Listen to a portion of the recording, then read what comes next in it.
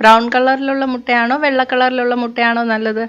ആരോട് ചോദിച്ചാലും നമ്മൾ പറയും ബ്രൗൺ കളറിലുള്ള മുട്ടയാണെന്നല്ലേ. ഈ രണ്ട് മുട്ടയിലുള്ള പോഷക ഗുണങ്ങളൊക്കെ ഒരുപോലെ തന്നെയാണ്, ടേസ്റ്റിലും അധികം വ്യത്യാസമൊന്നുമില്ല.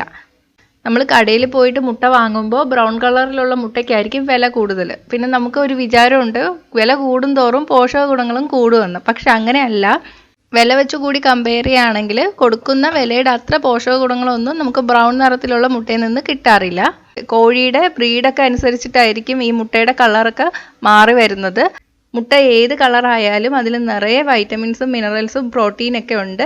ഇത്രയൊക്കെ ഉണ്ടെങ്കിലും കലോറി വളരെ കുറവാണ്. ഏകദേശം 80 കലോറിയൊക്കെ വരുള്ളൂ.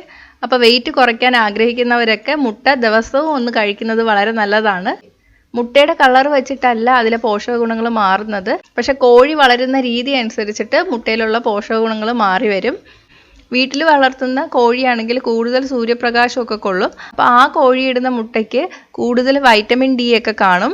പക്ഷെ കൂട്ടിനകത്ത് വളർത്തുന്ന കൂടുതൽ ലൈറ്റൊക്കെ ഇട്ട് വളർത്തുന്ന കോഴിയുടെ മുട്ടയ്ക്ക് വൈറ്റമിൻ ഡിയുടെ അളവൊക്കെ കുറവായിരിക്കും. പിന്നെ കോഴി കഴിക്കുന്ന ആഹാരത്തിനനുസരിച്ചും മുട്ടയുടെ പോഷക ഗുണങ്ങളിൽ വ്യത്യാസം വരും. പിന്നെ വീട്ടിൽ വളർത്തുന്ന കോഴിയാണെങ്കിൽ ഹോർമോണൊന്നും കുത്തിവെക്കാത്ത കോഴിയായിരിക്കും, ആൻറ്റിബയോട്ടിക് ഒന്നും കൊടുക്കാത്തതായിരിക്കും. അപ്പോൾ ആ മുട്ട കഴിക്കുന്നതാണ് കൂടുതലും നല്ലത് കടയിൽ നിന്ന് വാങ്ങുന്നതിനേക്കാളും. പിന്നെ വെജിറ്റേറിയനുമായിട്ടുള്ള ആഹാരങ്ങളും ആയിരിക്കും കഴിക്കുന്നത്. അപ്പോൾ മുട്ട വാങ്ങിക്കുമ്പോൾ കളർ നോക്കിയല്ല വാങ്ങാൻ.